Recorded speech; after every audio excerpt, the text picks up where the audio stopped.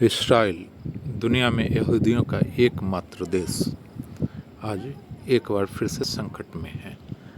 यदि हम देखें तो इसके संकट का कारण स्पष्ट समझ में आता है। ये चारों तरफ से, वैसे तो इसके बाउंड्रीज में कम देश हैं, डायरेक्ट बाउंड्रीज में लेबनान नॉर्थ में, उसके थोड़ा सा ईस्ट में बढ़े तो सीरिया, फिर सीरिया के अगर हम साउथ में आते हैं तो सऊदी अरेबिया, और इजराइल के वेस्ट साउथ वेस्ट में इजिप्ट। किंतु इसका कारण ये नहीं है।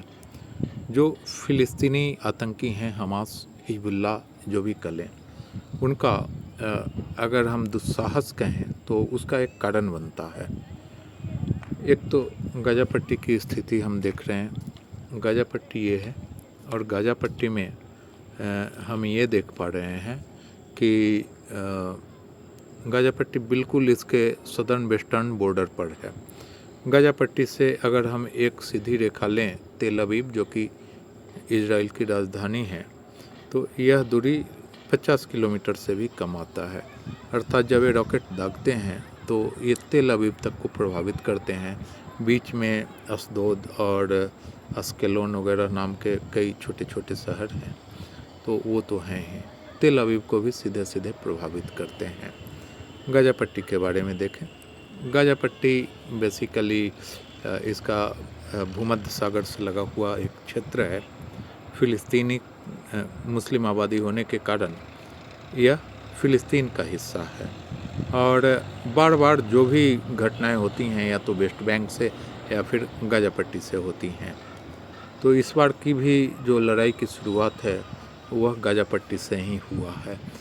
यह तकरीबन 58.7 या 59 फिर 60 किलोमीटर का बॉर्डर शेयर करता है इजराइल से, और बार बार यह प्रभावित करता है।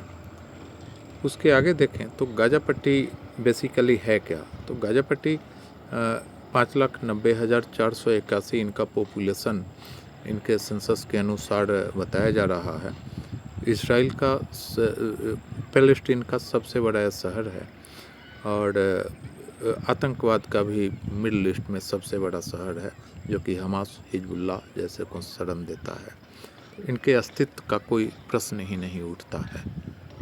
तो उम्मीद करनी चाहिए कि इजराइल को जल्द ही शांतिपूर्ण परिस्थिति फिर से मिलेगी।